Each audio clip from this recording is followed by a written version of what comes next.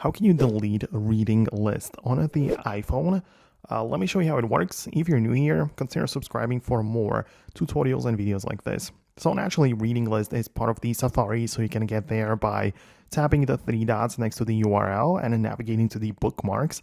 And one of the categories here is, of course, the reading list. So you move over into these like glasses button or view, and you can see we have the reading list right away. But you can swipe left on individual entries and the delete button is going to appear. So you can either click it or swipe all the way to the left and you'll be able to just delete it from the reading list.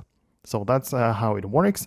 Of course, you can also just select multiple of them by dragging the finger or perform the two fingers gesture like that, and you can delete multiple of them at the same time.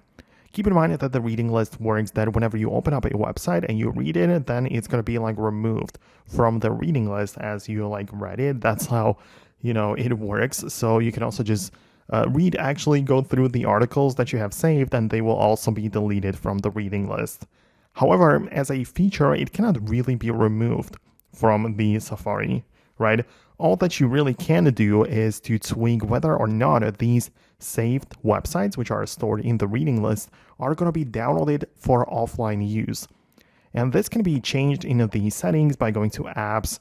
And then when you find the Safari specifically, you'll be able to change the thing which I just said, of course. So you'll be able to decide whether or not the reading list will be stored for offline access automatically or not. But at the end of the day, that's all that you can do about it.